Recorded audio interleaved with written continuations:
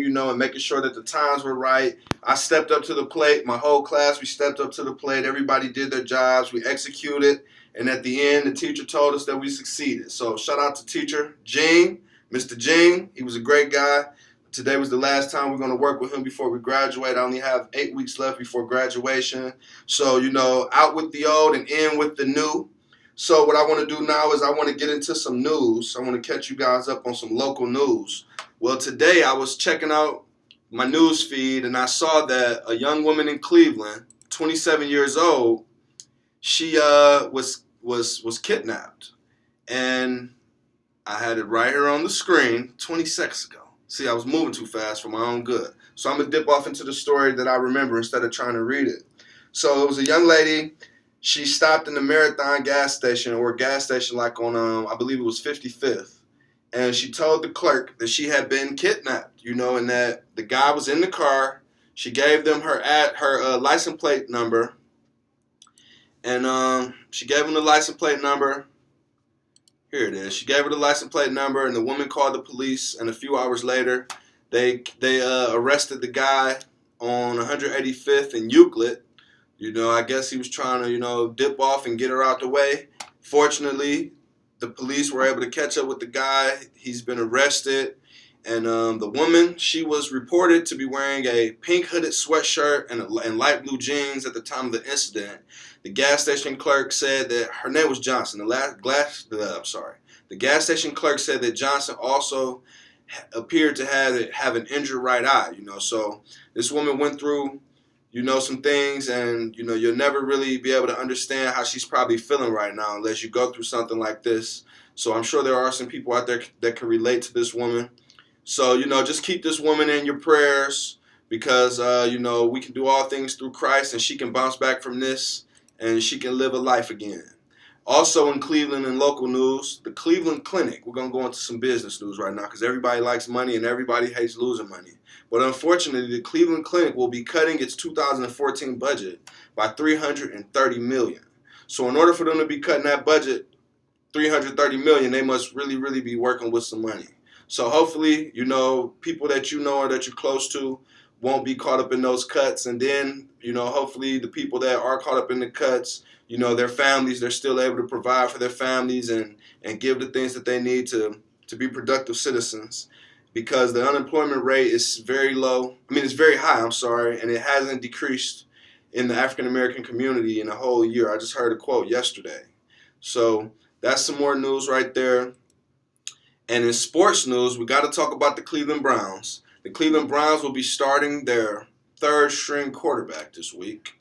I didn't catch much of the game last week, but I did see that Whedon hurt his hand, and I'm not really aware of what happened to the second-string quarterback, but we will be starting a local guy, Cleveland St. Ignatius High School graduate. His name is, what is this guy's name? I don't see his name right there, but Hoyer. I do remember seeing him in the preseason, and he looked pretty good. He didn't have a bad game. He actually threw a touchdown. I was proud of him. He threw a touchdown to Gronkowski's little brother. At that time, I was like, dang, did we get Gronk? I thought we had the real Gronk. Brian Hoyer, that is his name. He's a pretty good guy, man. So look forward to seeing that this week. Hopefully we get out of there with that win. We really are searching. We got to dig deep. We got to get off this O for start that we're going through right now. And we got to get going, man. The city, we need to get amped back up. We've been waiting all year for the Browns to come kick some butt. We've yet to see it, but we normally start off pretty slow. So hopefully the tide changes very soon, and then we can be happy around here, man. Cause hey, I know a lot of people that are getting fed up with these Browns. Every year they come out and we root for them, and we just hope that the best comes, and then a lot of times we get disappointed. But hey, we all enjoy the parties every Sunday. We get together, family, friends. We hang out, eat chicken wings, drink beer. Just have a good time, man. It's all in good spirit. So, we got to keep it like that. And what we're going to do now is we're going to get into our very first segment of the day. I have some new blood in the house. Actually, I have one of my new classmates that just started the Ohio Center for Broadcasting yesterday. And already they have made an impression on me. I got here this morning very early because we had to get ready for our station day. I'm gonna add some background music. We're gonna go ahead and kick it in like that. You know, we're gonna do it pretty big today. All right, we're gonna cut that off. We're gonna let that ride. Shout out to D-Mind Kings on the beat. My 17-year-old producer. He's a senior at Twinsburg High School. He's the man on these beats. He's the producer of the Work track that you just heard. That was my song that me and Young Monk recorded in Alabama. So shout out to D-Mind Kings for doing this thing. All right, I got a young lady in here. She's an author. You know, she was a part of our conversation this morning, you know, and you can always tell when a person's interested because questions are something that come along with the territory. When a person has questions, that means they're interested in what's going on. So we were having a discussion, you know, about the school and the program. So this young lady, I want you to introduce yourself. This is your first time in the North Coast Underground Studios. This won't be your last time because you're an author. And I'm looking to transition into making some changes in my life and start getting some productions going, getting some publishings going. Okay. So introduce yourself and tell the world what's your name. My name is Brianna. I'm doing music as well as books. I go by Brianna Wisdom. I'm pretty sure a lot of you probably already know me in the Cleveland area, you know, more on the Euclid side of town. I currently have a book releasing next month. It's called Chain Reactions, and what it is it's pretty much a book about 3 different households. It's a lot of, it's a drama. It's a lot of greed, rebellion, deceit, betrayal, you know, things like that. But overall, it basically has a meaning to it. Basically, what I'm really trying to get the world to see is that the actions we do now affect us in the future. And the actions that we do are all because of certain events that may have taken place in certain households. So everything plays into who you are and your thinking patterns. Okay. So these stories are loosely based on the truth, you know, and that's good to know, man, because we need more reality in the world. You know, a lot of these productions and things that you see, they're just so fake and fraudulent that you can't really believe in them. You know, I want to believe in a project. When I hear about something, you know, I want to put it somewhere close to me. I want to relate. So that's good that you're bringing that to the industry. And that's the same kind of feel that I would like to bring. Because my very first book, it would be my autobiography. You know, so that's been in the works for 29 years. You know, my birthday is October the 7th. I'll be 30. Going into 30 on fire. I'll be a recent graduate right after my birthday. Okay. And this is our year. Like I said on that All-Star Reunion Volume 1 that we released a few weeks back, that has been spinning all across the country. And shout out to my homie Don Juan over there in Iraq. You know, he gave it a spin. His brother, he's also over there in Afghanistan. They gave it a spin. So it's actually worldwide, man. You know, we're trying to gain worldwide exposure so we can bring it back to the city. Okay. And speaking about, you know, being relatable, as far as the book, I'm speaking from different perspectives. Like I'm sitting here and I'm, you know, speaking from the mother's point of view. Then I'm speaking from this child's point of view. I'm just basically, I feel like a lesson that can be learned within reading this is basically like, okay, as a parent, you need to pay more attention to what you do around your kids and what you're saying around your kids and the kind of example that you are. Because eventually they will take that out to the real world. And that's what the whole Chain Reaction series is about. Okay. That's deep because that is really the reality of families. And I know in the urban community, I can't really speak too much on anything outside of the urban community because I don't have much experience in knowing how the children are raised or how they're brought up, you know, what their parents are like.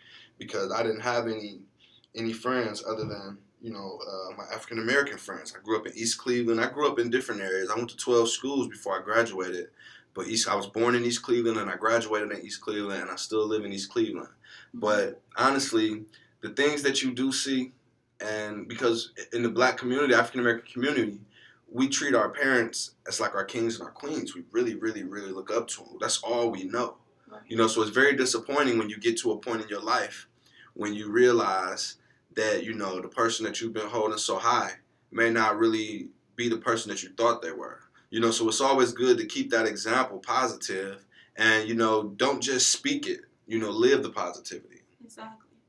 Like it's a saying that I can't stand hearing this saying, you know, don't do as I say and not what I do. I think that is such a contradiction and it's very bad for kids in general because the way the kids learn is by watching, you know, observing, and You know, a kid's brain is like a sponge. They're growing up. They're trying to figure out what they should do as men or young men or women, and it's just a big contradiction. And 9 times out of 10, if you're doing wrong things in your household, the child is more likely to fall into those patterns. I agree. I don't have any children. Do you have children? No, but I do.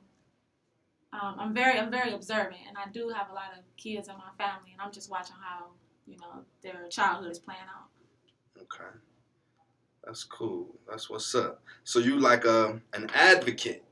Would you consider yourself like an advocate to the youth, and an advocate to just people in general? Yes, I mean I go out and I speak to the youth in different churches.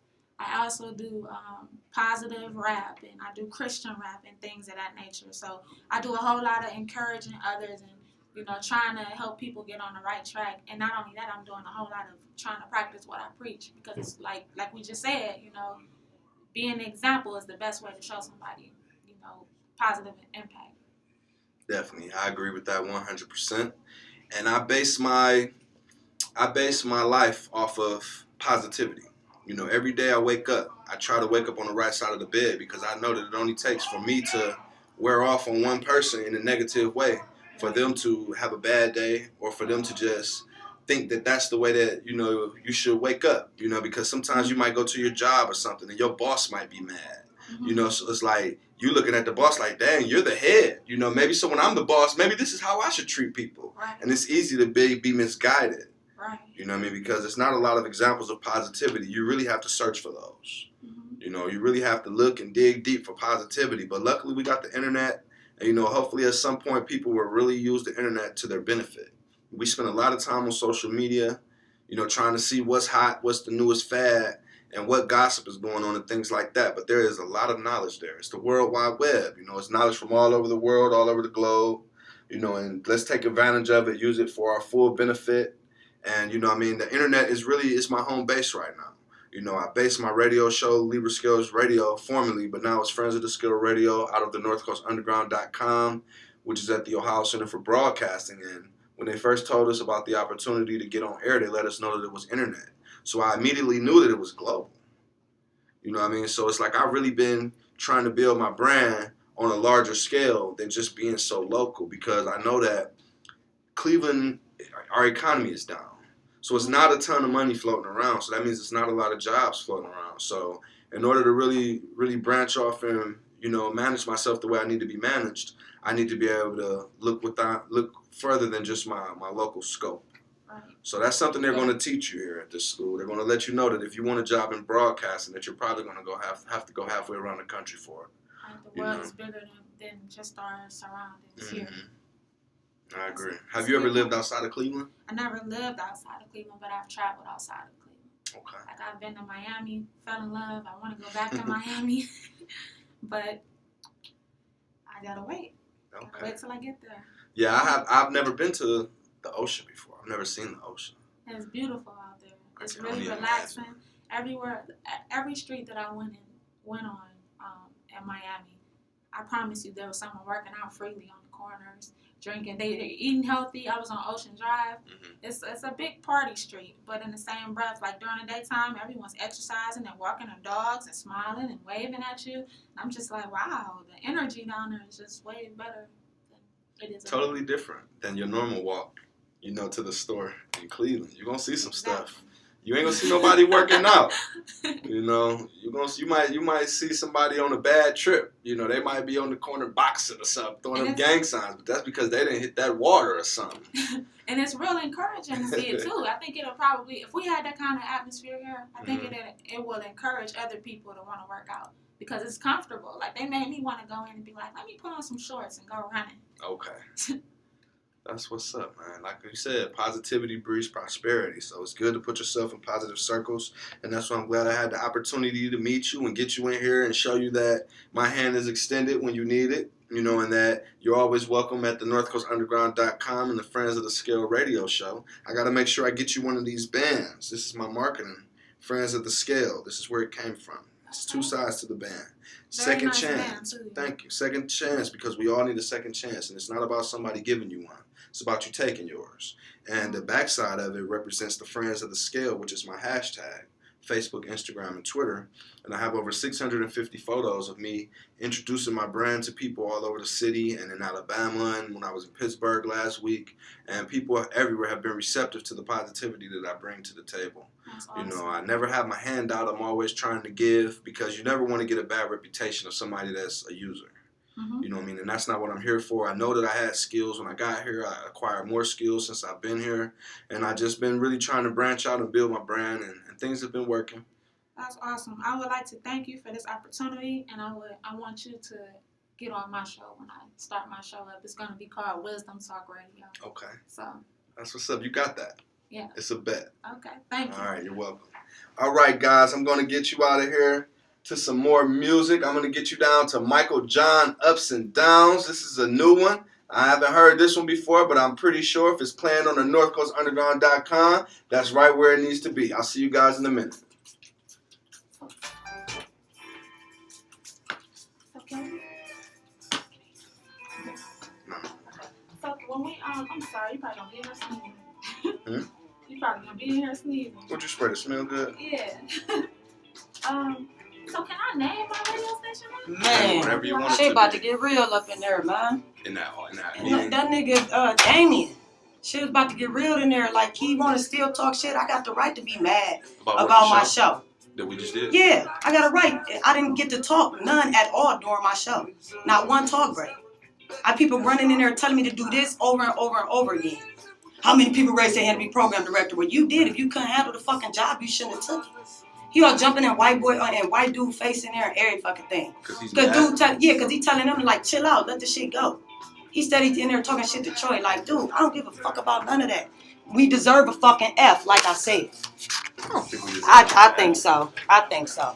I think we so. did good. I think so. Under Every the time it always come down to the circumstances. last minute. It always come down to the last second. Don't nobody be prepared ever to do shit.